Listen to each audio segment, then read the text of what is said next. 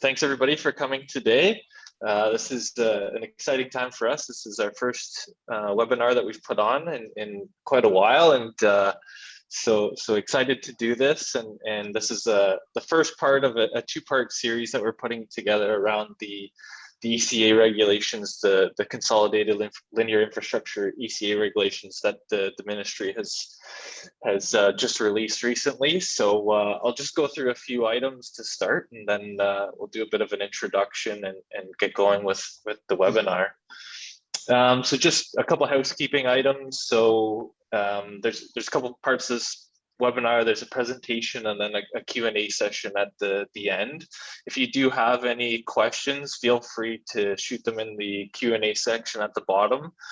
You should have a window that pops up and you can write in any questions. Feel free to do so as we go or at the end at the Q&A part, and we'll be happy to have a discussion at that point. And we have a few polls along the way. So if you see a poll pop up, please enter your information, and we'd like to know more about you. So as we go along, you'll see some boxes pop up. So feel free to participate in some of the polls that we run as well. So what are we presenting today? So we'll talk a little bit about ourselves, just a brief intro to Civica and the presenters that are here today. Talk about the purpose for the webinar, why we're all here, why is it important. We'll go through our insights. So we've summarized a number of insights that we've identified through going through the documentation that the ministry has provided, and so we'll have some high level insights to those and some challenges as well. Do a bit of a summary and then a Q&A at the end. So that's the plan for today. Just a little bit about Civica. So Civica is located in Vaughan. Matt. I was going to say the slides aren't actually showing. Oh, you can't see them? Well, that would be not good then. I can see them. I could see them. Oh, you could? Oh. Yeah. Okay. It might. We try that again then. There we go. Can you see them now? Yes. Is it you're on the first slide then? Okay, good. All right, so that's what to expect from today, and it'll be interesting to see if there's any questions that come up along the way, and hopefully we have a chance to answer some of those. But always, if you want, you can reach out to us and we'll leave our contact information, and happy to have further discussions beyond even today. It's only an hour, so there's only so much that you can go through in an hour, and the regulations and the requirements as part of those ECA regulations it could be a 10-part series, to be honest. So but I think the ministry's done a really good job in introducing a lot of that stuff already.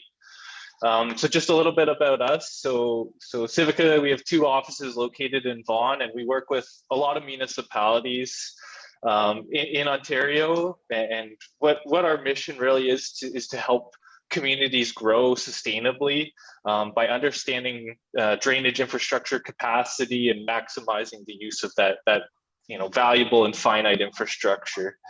So we understand the challenges of what's going on in Ontario with the growth and with climate change and things like that. So our goal and our mission that we've worked over the last 8-9 years that Civica has been in existence is to understand those systems and help municipalities plan for the future of their drainage infrastructure and their systems that they have to manage. So just a little bit about us. So my name is Matt Malone, and I'm the VP of Business Development at Civica. So I have 5+ years experience at Civica working on various stormwater and wastewater projects. I also have some municipal experience working with the region of Peel in their infrastructure planning and asset management group. So trying to leverage some of that municipal experience with the insights that we have here as well today. With that, I'll pass it over to Ilmar, and he can say a few words about himself.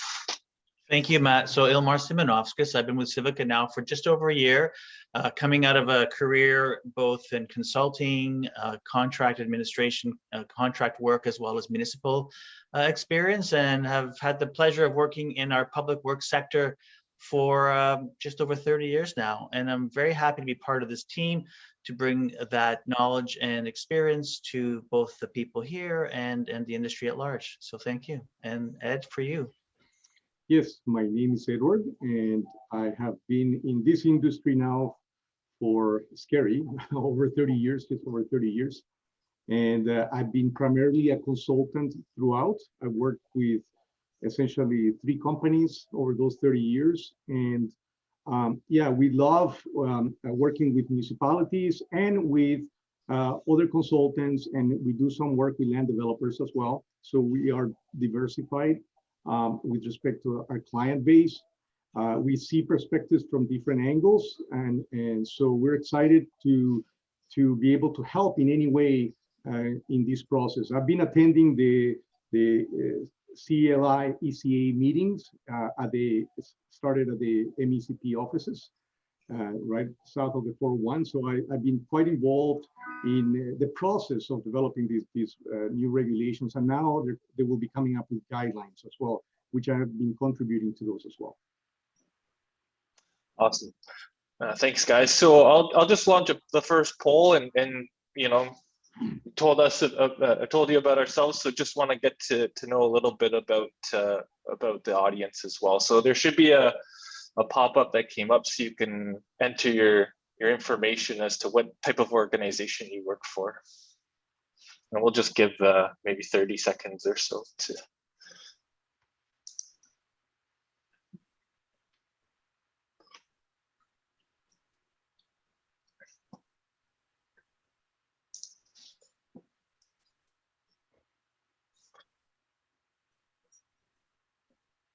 Okay.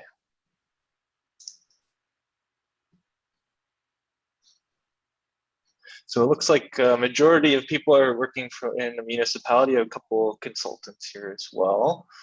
So we'll just move on to the purpose. So the purpose of the webinar, you know, really these regulations affect all municipalities in Ontario. So we want to sort of shine a light on that and talk about some of the implications that may have, promote awareness of those regulations. You know, maybe if you're a system manager or you have some sort of role in managing or operating some of these systems, you know, talk about some of the impacts that may have on you.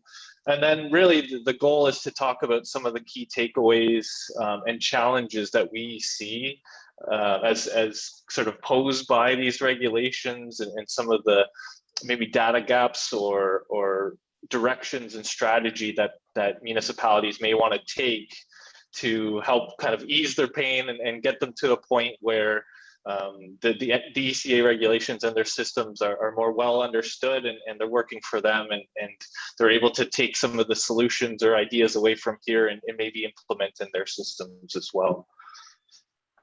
And this is just from the ministry, and this kind of shows the timeline as to what the impact or when municipalities can expect to have to submit applications to get this new consolidated linear infrastructure ECA application. So the decision came down just this past spring in March that they were moving forward with implementing the CLI ECA regulations.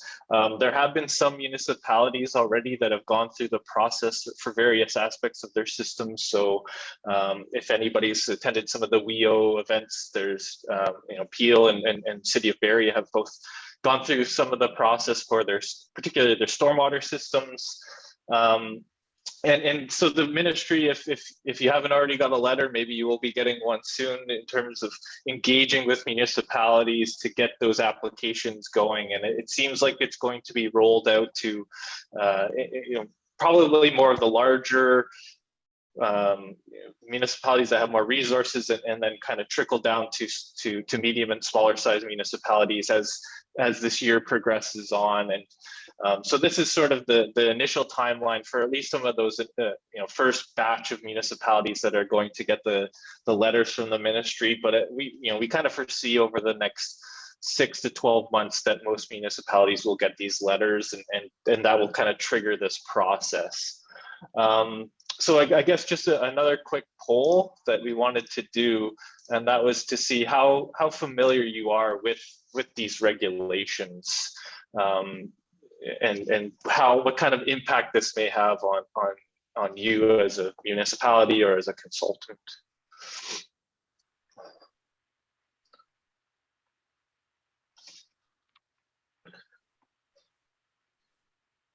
So just give it a few more seconds. So it looks like we have somewhat familiar, somewhat unfamiliar, and very unfamiliar. So nobody's very familiar, I would say, with the regulations, but there's some people that have some familiarity with it. And most are kind of on the unfamiliar to very unfamiliar side of things. So hopefully this will be a good sort of intro to some of the regulations. And at least, again, we're not going into the details of how to put together an application, but this is more high level in terms of what this may how this may impact you, and some of the challenges we foresee with the regulations, as well as some ideas around solutions or impacts that maybe you can implement, and ideas you can implement going forward. So with that, we'll start with the first sort of insight into these regulations, and I'll pass it over to Ilmar to talk about the first 4 or 5 sort of insights into the regulations. All right, thank you very much, Matt. So for these, for those of you that are attending, I'm really appreciative of the fact that we're probably all very new in this. I mean, Matt just did that poll where it's somewhat familiar, maybe not so familiar, and because everything is brand new, it does create an opportunity to learn this together. So for those that may not be aware, the Consolidated Linear Infrastructure Permissions approach is related to low-risk projects for sewage collection and stormwater management systems. And the goal is to reduce red tape and approvals when delivering infrastructure projects. And the improvements are intended to create an efficient process that allows for certain pre-authorized system alterations. Also to provide clear, transparent, and consistent requirements for the applications and asset owners, and to improve environmental protection through updated and consolidated terms and conditions. And finally, to establish a more comprehensive picture of sewage works across the province, both for the provincial benefit as well as creating consistency for all of us. So what is the challenge that this poses to the industry? In the journey to the ministry's goal of comprehensive information, the municipalities will be required to participate in the renewed process and provide details on existing infrastructure, information that may not necessarily be readily available. This is not unusual. And what's the solution? It's generally the same solution we've all been dealing with for a long time.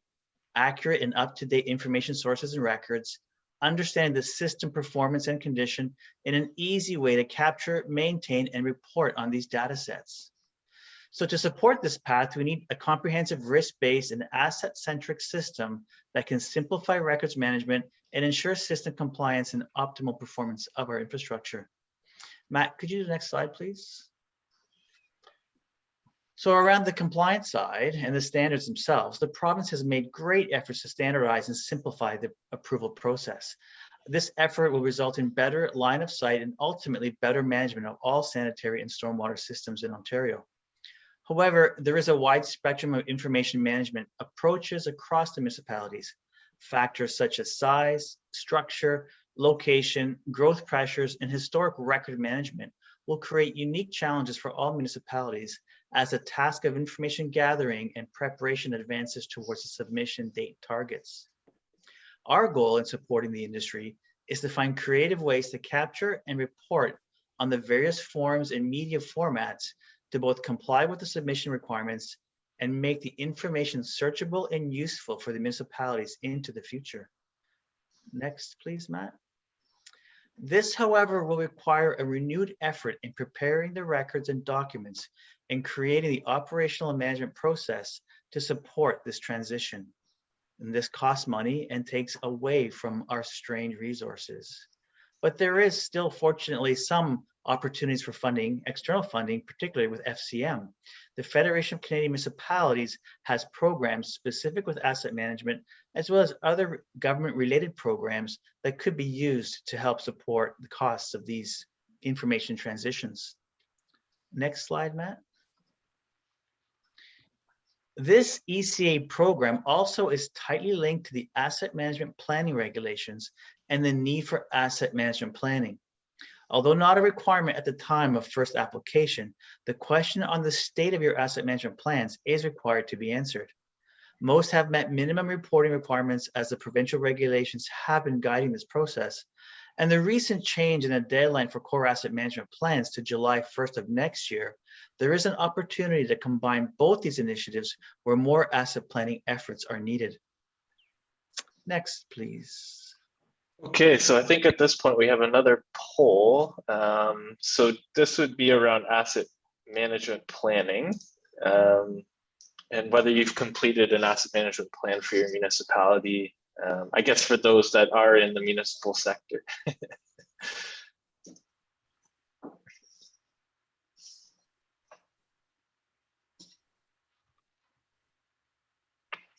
Okay.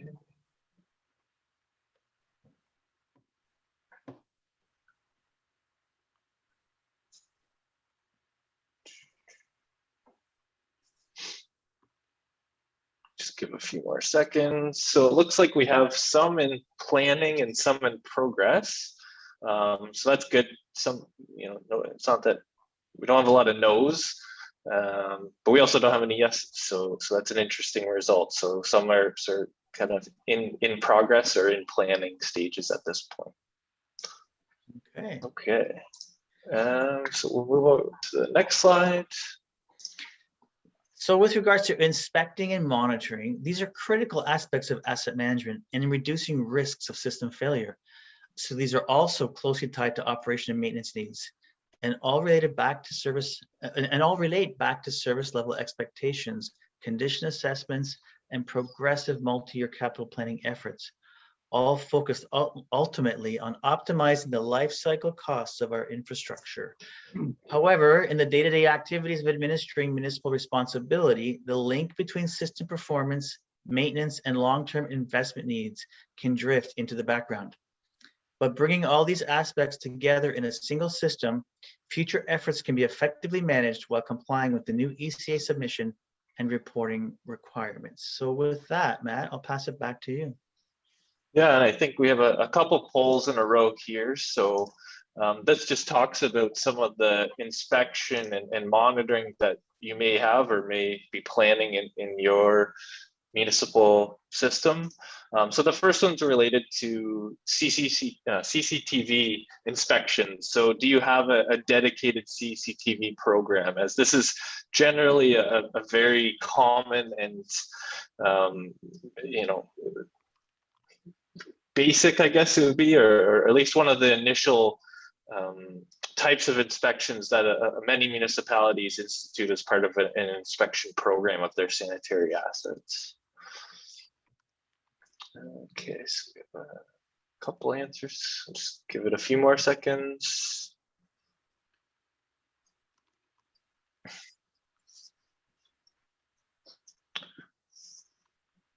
Okay, interesting. So we have a couple that are in planning, and then a bunch of people do not have a dedicated CCTV program. So it may be more just on a needs basis rather than a regular program that's implemented.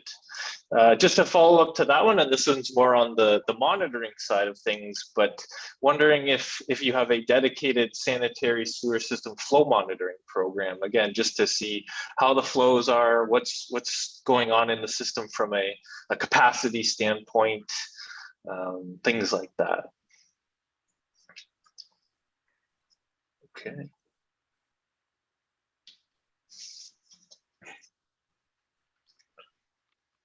So looks like a good mix of results here. So we've about equal across yes, in planning, no, and I don't know. So a good mix of results there. Interesting. Okay. And so, as Ilmar mentioned, and we've talked about the asset management side of things, and getting a sense of how the regulations are going to impact implementation and application of the regulations. Another key focus is on system understanding and system performance. So with that being said, as we're taking all these individual ECA applications and consolidating them into the one sort of consolidated ECA, it really shifts the focus from individual inspection and condition inspection and monitoring of individual assets to a focus on a system-wide framework and looking at this through how my system is performing. And so the next few slides, we'll pass it over to Ed, and he'll talk about some of the system-wide implications on understanding your system and the performance of the system as well. Thanks, Matt. As you probably already know, one of the key drivers for these regulations is basically to transfer the review process entirely to you guys, to the local municipalities who are the system owners. And as they do that, they're also issuing new guidelines for both storm and sanitary drainage system that will have to be met at least over time, if not right away. We don't know all the details of the guidelines. As I mentioned, I have contributed to those guidelines on a specific aspect to it, primarily I&I. We do a lot of work with I&I, so I was able to contribute a couple of new sections on I&I, but the final guidelines are still in the works. And I understand that there's still some additional meetings this summer, and in a few days, there will be another stakeholder group meeting that the MECP is running for both the sanitary and the storm. So the key is that you will be reviewing, you have to, as a system owner, any application, the application could come internally, something that the municipality wants to do, that wants to change, or it could come from a developer, somebody that is working with a consultant and designing the system. Basically, you will have to review, and I understand that you guys are already doing this. I work with you guys a lot, but now there's no passing it on to the MECP if the infrastructure meets the what Matt was saying, the small linear infrastructure criteria. So, which is most of it. Larger infrastructure will still go, or specialized infrastructure will still go to the MECP for review and approval. So. So there are challenges at a couple levels. So next slide. Oh, you got it. Actually, you're there, Matt. Thank you. So some of the things that we're going to have to do going forward. One of the key things is to gain a higher degree of understanding of how the system is performing now because it's not just meeting the requirements in terms of the design, whether or not the sizing, the slope, the materials, all that it's met, but is there capacity downstream? Is there any issue with intensification? Is there any issue with how the system is currently performing, either because of operational maintenance or system deterioration? That level of understanding will have to increase so that you can actually approve any new application and meet the new guidelines. So the new guidelines talk about this having to do system-wide models and to do monitoring and do CCTV, do the inspection. So there's a liability transfer, I suppose, away from the MECP. So it's not just them not doing the review, freeing them from the work, but it's also there's a liability aspect that you need to understand better how your system is performing.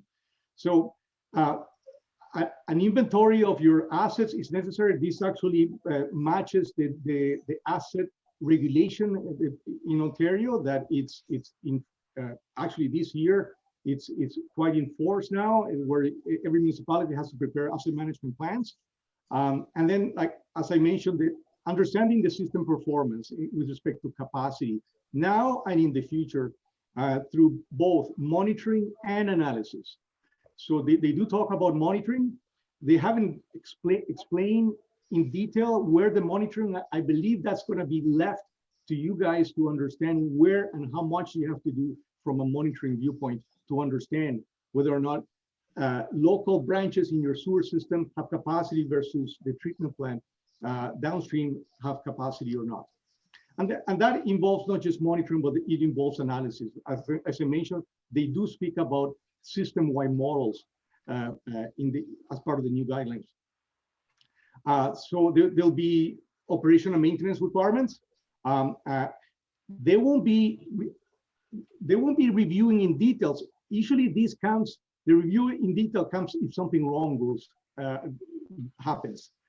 It's when something bad happens is when, okay, have you been doing all the reviews and have you kept all the records? And there's a level of record submission to the MECP just to track new applications and changes to the system-wide ECA that will have to be done as well. So if in the process of doing a system analysis or inspections, you find deficiencies, you should be documenting the degree of the significance of those deficiencies and what are the plans to bring them up to the standards. So next slide. So the consolidated process basically involves taking all the previous ECA infrastructure that it's out there and bring it together to a system-wide. So you're going to need to understand the system because each individual ECA has conditions attached to it. If you do look at the ECA approval, you'll see that oftentimes that there are conditions such as the owner is responsible to maintain the system to the same level that it was designed and constructed in the first place. So those type of, and there might be some site-specific or localized conditions as well that you may have to meet based on the location and the type of asset that you have assumed from a proponent or from a developer or yourselves if you've actually gone ahead and make changes in your system. So again, inventory of the drainage assets that you own it's important, very important as part of gaining the understanding. So consolidate all the information. This is the way you see it. This actually matches the smart city approach. I've been working quite a bit with this smart city initiatives lately, and I'm going to say in the last 3 years, we're monitoring and system understanding analysis and automating this process is the new way. We have the technology now, and I'm going to give you a bit of an example in a few minutes. But one of those automations is basically just create a system model of your situation, of your sewer system, and let it run in real time. We're already doing that. It is possible. If you have all your asset information, you can build a system model and you can run it all the time. Every time you have an event, you'll see how the system responds as you tie it into the monitoring. So if you look at the third point, it's basically the smart city approach is to create these models, which is what the MECP is actually asking through the new guidelines, and use those models to assess how the existing system is working together with the monitoring data, and then use the same models to plan your growth if you have growth forecasted as part of your official plans. Next slide. So again, the emphasis of this process is going to be in your review and approvals, your monitoring, your analysis, and your reporting to the MECP. So any changes have to be reported. They don't have to approve it, but you have to report it. So any internal application or external application, such as a developer or internally, because you found a deficiency, you have to replace a pipe. Even though you don't have to get approval from MECP, you still have to report it. So the new process, the smart city process, is to create the system-wide models to monitor so that you can calibrate the models, keep them up to date, use the models to analyze the capacity of the system so that if anything changes, you understand whether or not you need to do something or not. And then reporting, just keep good documents of what it is that you have done. The same models can be used for assessing climate change, And for operations as well, in case there is a blockage in the system, your model can tell you whether or not it is something that the model would have predicted given the amount of rain that you had. Because sometimes you get flooding not because of the rain, but because there's a blockage in the system. And this type of systems, you can alarm it, and depending on where you put the sensors, you can actually respond quickly under those conditions. Next slide.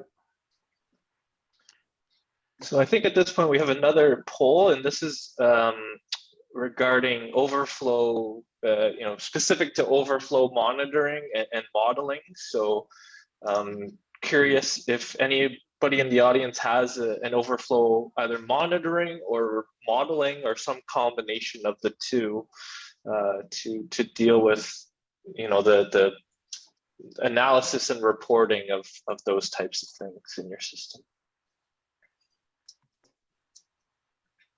Okay.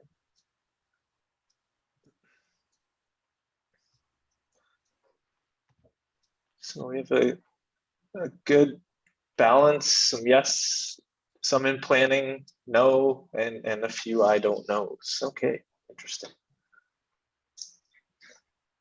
Okay, we'll go to the next slide, Ed. Okay, so this is an example. So I'm going to give you just a couple of examples of the type of understanding that we have to gain if you don't have it already. This is something that we've been doing for several years now in York region, which is one of our main areas that keeps us busy. We've been doing I&I investigations and quantification and remediation. So this is an example of York and the York municipalities are, I would say, quite advanced in the way that they're dealing with I&I. And the new guidelines, the MECP guidelines, will require municipalities to understand how your sanitary sewer system performs during wet weather conditions. So sanitary sewer systems, unless there's a blockage, fail only during large storms, basically. Only if it's failing during smaller storms, you will have heard already about your system, and there would have been actions already taken. So I&I, it's usually a big problem during large storms. So there's a movement out there that believes that there's significant amount of I&I that happens in new subdivisions. We agree. There's an issue with standards that we've been dealing with the MECP that you're going to be hearing about it through the new guidelines. That's something that I was involved with MECP. If you do find there's through monitoring that there is I&I, then you have to embark on the second step, which is planning the reduction. What do you need to do if it exceeds certain standards? Again, standards are very important. You cannot avoid I&I to happen in your system. It's a reality. The question is how much, and how do you project how much it will happen when those larger storms happen that are supposed to be able to handle by your system. So there's a way that you can do this. Typically, it's through modeling, but there's other ways as well. So I&I reduction, it's also can get into a complex issue such as private side versus public side. And so developing a smart city approach of planning and quantifying, planning the remediation and then actually remediating has to target only those areas that actually exceed the standards. And then once you do the work, it's documenting, making sure that you upgrade the system, you document it, you update your models based on the changes that you did to your system, and continue to monitor. The next slide. I think we have another poll here just around I&I programs. So do you have an inflow and infiltration prevention, reduction, awareness program, anything like that within your systems?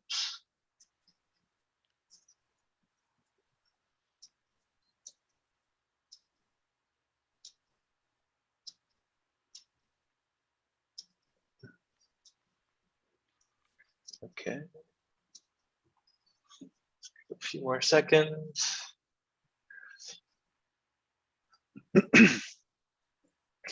So we have about an equal split between yes, no, and perform I&I work on an as-needed basis, which is probably pretty typical across Ontario, I would think.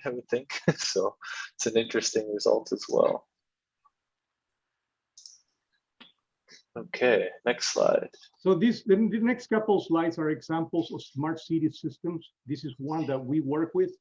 This is from Smart City Water, which we are associated. This for full disclosure. It's our sister company, and what they do there is basically integrate systems, develop and integrate systems for municipalities. In this case, the example that you see is to manage I&I. So next slide, Matt, so that I can quickly just go over. So a system like this is basically automating a lot of the monitoring, data analytics, and reporting process in terms of the I&I in an urban area.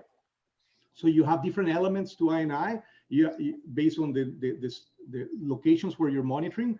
Every location has a catchment area upstream, and that's what generates the problems in the system if there's significant I&I. So a system like this is basically simple to use. It automates a lot of the analytics that can be complex. You have to separate the total flow measured by taking away the dry weather flow versus the wet weather response. And a lot of this is automated through this process. Next slide, Matt. And the key thing is, once you do this analysis, is whether or not you're meeting the guidelines, the new MECP guidelines for either a new subdivision or in an existing area. So if you do get a flooding event, you likely are exceeding the guidelines. The guidelines typically are for I&I, there's a specific parameter, which we call it the generation rate. It's typically anywhere from 2.3 liters per second per hectare to 0.35. In this case, you can see here the standard. If you look at the red oval on standard, if you look below, the standard is 0.35. In this case, the last event generated 2.23. So boom, an automatic alarm is generated. So you know that upstream of that station, or overall in the entire study area, you are generating way too much I&I, and that has to be part of your focus going forward. So next slide, Matt. So again, another element is when you do monitoring, it's storm and sanitary sewer systems fail during large storm events, or they could fail for other reasons such as blockages or somebody doing something in the system. They could be discharging too much sewage at some point, and that happens. You see in the monitoring data these spikes at times. But if it is a wet weather event or a large storm, it is very important to use measured rain data, because in some areas it will fail, your system may fail. In other areas, it may not fail. The areas where it doesn't fail, it doesn't mean that the system is better. It could be that the rain did not fall as intense in that area. So these are the type of understanding that we have to gain by having the data. This is an example in the Niagara region. We worked in the past, and so we have some information about that. And this is the type of analysis that for a specific event that tells you where it rained versus where it did not rain. You could look at this in real time. Sometimes you can go to radar, but oftentimes it's collecting the data because you have to do the forensic analysis after the fact as to why it flooded in one area and not in the other area. Next slide. I think it's my last slide. So in summary, the new MECP, this is a lot. I feel like I'm in the US because there's a lot of acronyms. CLI, ECA. I use three acronyms there. The smart city approach is basically, I see the direction in which you can actually track all your applications. The system that I showed you, you can actually tie individual applications to documents. You upload the documents, you have them there. Any conditions attached to it can be followed up. Scheduling is something that you can actually set alarms for something happening, reports, and so on. So, and having system-wide models that automated, you don't need to add more external resources or internal resources in many cases if you can actually automate the system so that it tells you what you need to know. So we use a lot of key performance indicators for that purpose, just to just to give you exactly what you need to know whether or not the system is meeting the standards or not. So I'll turn it back to you, Matt. Yeah, and with that, we'll open up the floor and answer any questions that may be out there for any of the attendees.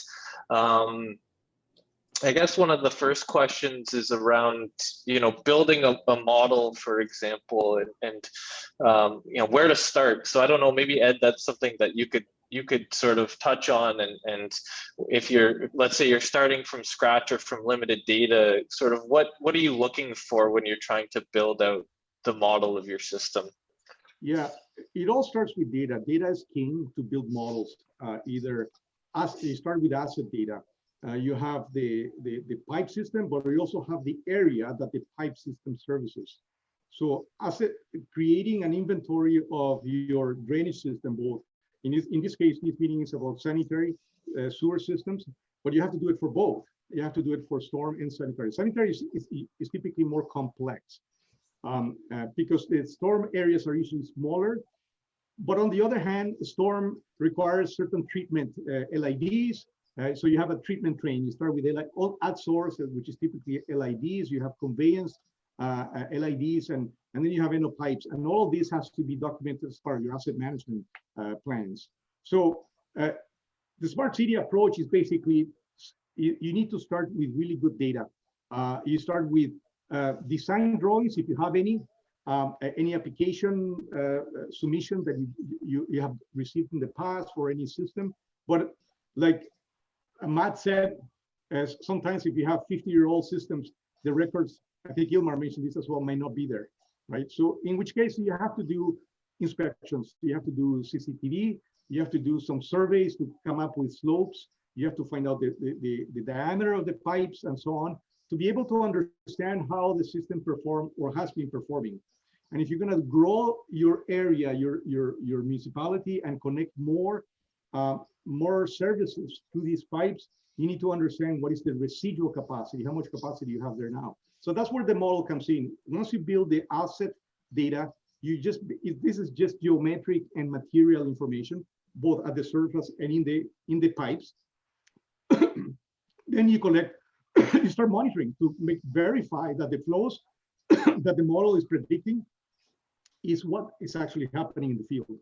And then so the calibration process can be temporary or could be permanent. MECP is basically saying in some locations, you're going to have it permanent because you want to have a long-term demonstration. You have to demonstrate that the system is performing according to their standards. So model starts with data, data of the assets, data of the area that the model is analyzing, the flows that are generated, and the actual flow and rain data, so that you can calibrate and understand how those assets are performing. So building these models is not difficult. It takes time to collect the data, put it together. The smart city approach is that you do the model once and you keep it in the cloud running. If you choose to do that, you can have operational models that are running all the time, and you constantly comparing with your monitoring just to make sure that the models are calibrated. And when you have a large event, you can recalibrate, tweak the parameters so that you can better predict how the system will perform during the design criteria event, the 1 in 100 year or 1 in 25 year storms, which we all claim that they're happening every year, but we don't know because it happens every year, but in different locations. So this is still under debate. But the models are key to analyze climate change, to analyze land use changes, if you get an application from a developer to connect at a specific location, if you have already a model running or up to date, it's basically you just change the land use, you put in your design parameters for the model, and you assess the capacity of the system downstream. You keep a record of that, you approve it as long as the design meets the standards. You also understood that the capacity was there when you approved it. I guess another question along kind of those lines as well is you can't particularly monitor every maintenance hole, you can't monitor every pipe, so maybe some strategy around how to place your monitoring to get the most sort of bang for your buck on that type of initiative. That's one of the first questions that we have to answer. And it starts by it's like a tree structure that you start downstream at the end typically, and you find out if overall your system is performing. But you would have, like I said, you would have some information about that typically because you've had some issues in the past, and areas that for sanitary sewers typically the older areas are usually the problem areas. Like I said before, there's a movement now to make sure that the new subdivisions are not generating more I&I, inflow and infiltration, than the standards that we use to size the pipe in the first place. Because that's part of the changes in the standards in this with the new guidelines. That we're going to have to make sure that we are sealing certain sanitary manholes that are susceptible to flooding, not because they're just in a low-lying area, but because every event they are exposed to some water flowing on top of the manhole covers. And you only need 3 centimeters over a manhole lid with 2 peak holes to exceed the capacity allowance that we use to design those pipes. So only 3 centimeters of head above the 2 peak holes. So, and that's why it's the solution to a lot of the flooding problems that we may have right now may be to identify those manholes and seal them. So this is quite the breakthrough. And this is going to come out in the new guidelines. This is the area that I have been working with the MECP, and they seem to be moving forward with that. So again, the number of stations, there are some rules of thumb. Downstream, older areas where you had flooding before, where you made some observations, you can start by just doing some level metering in some cases. You will have evidences of surcharging in your pipes. So there's different evaluations you can do to decide the number and type of stations, because it doesn't have to be all flow, it could be level, and obviously the locations. Awesome. I guess question related to funding, and maybe some mechanisms or options. I think Ilmar, you touched on a little bit around like the FCM funding, but in terms of collecting like asset information, how do you fund some of that work? What are the resources available? I think maybe touch on some of the conversations you've had recently with municipalities and getting a little creative with how maybe you can fund some of that type of work. Yeah, I mean, the big challenge is that a lot of this work requires staff, staff efforts, whether it's staff directly working with information or working through consultants. So FCM is really probably right now, as far as I can see, is probably the best option for finding money that's available specifically for data collection. If you have a lot of development happening in your community, or you're working through, say, subdivision agreements or other mechanisms where developers are getting involved, I personally have had some success in gathering specific information through that process as part of sort of conditions of approval or conditions of acceptance. And it depending on the municipality, depending on the developer community in those areas, some may be more willing to go the extra mile to provide information in a format and form that suits these purposes. Yeah, and if the information is not available, that's very challenging. I mean, we've been involved in projects where we've actually had to go out and survey and do recreate storm pond drawings based on the fact that the information just doesn't exist. So unless you have like an asset management reserve, it's very difficult to actually get councils to approve funding that doesn't necessarily, say, contribute to direct community services. And if there's anyone here involved in the finance or treasury side, and your asset plans, ideally you have some asset planning in place. Establishing a reserve early is always a great way of at least establishing acceptance of asset management or information management for the perspective of asset documentation. I think the goal in all of this is you're really trying to sell the idea that life cycle costing is critical, and really all that means is if we spend a few dollars today and we do it right, we can save money in the future by doing the things we need to do every day to avoid major investments 10 or 15 years down the road. And generally, municipalities are very good at doing this, say for paved infrastructure or infrastructure that's visible to the community. It's a little easier to ignore this stuff that's out of sight. So maybe that's about all I think I have on that.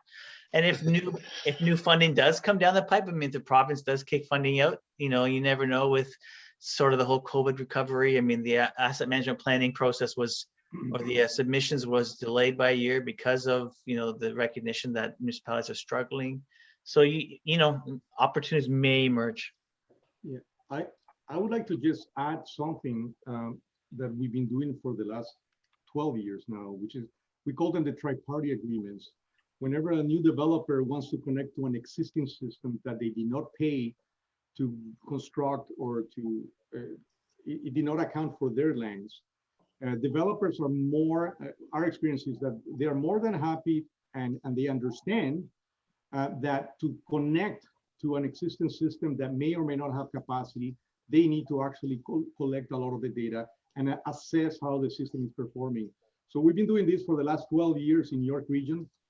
It started as a pilot whereby individual developers had an area that they wanted to connect to the system, and the system had an INI. They know because they have end of pipe flow meters, and they know that the level of INI it's unacceptable to if it's going to increase. So these tri-party agreements allow the three parties. In York is three parties because there's regional, local, municipal, and then the developers. They allow the three parties to have a role in searching for data, searching for defects in the system that are allowing this water to get in, and removing this INI at a 2-to-1 ratio. For every 2 units of flow that they remove, the developer gets 1 unit of capacity in the system. And like I said, they're happy because there's no other option. There's no option of increasing pipe sizes because you're just pushing the INI problem downstream. You have to increase the pumping stations and eventually the trunk sewers and eventually the treatment plants. So INI, it's found a really good home. These tri-party agreements, it went from a pilot to now to a program. And the specifics of that are available. If you're interested, we can give you these documents as a template if you want to consider something like that. Awesome. So it looks like we have 5 minutes left, so I'll just kind of shoot through the last few slides and thank everybody for coming. So we do have another upcoming webinar. This one was more focused towards the sanitary system side of things. We do have another webinar coming up on the stormwater, more of a stormwater focus. We are planning on doing more webinars along the lines of INI and wet weather flow and capacity management, and talking about some of the guidelines that Ed mentioned, maintenance hole inflow and all this stuff. So we have a whole series coming up, so stay tuned. I'm sure you'll see some stuff in your mailbox and on LinkedIn and stuff like that to further connect with us and see what other initiatives you have or we have that may be interesting to you. As always, feel free to connect with us, shoot us give us a call, shoot us a message through email. Check out our LinkedIn page, follow us on LinkedIn if you want to stay in tune with some of the stuff that we have going on. And with that, I'll say thank you. We'll stick around if there's any last questions or anything like that. Feel free to shoot them in the Q&A or the chat, and we're happy to answer any questions. Other than that, again, respecting the time, we're just before 2 o'clock. So thank you very much for participating. I think it was a really great first webinar for us. Thank you all.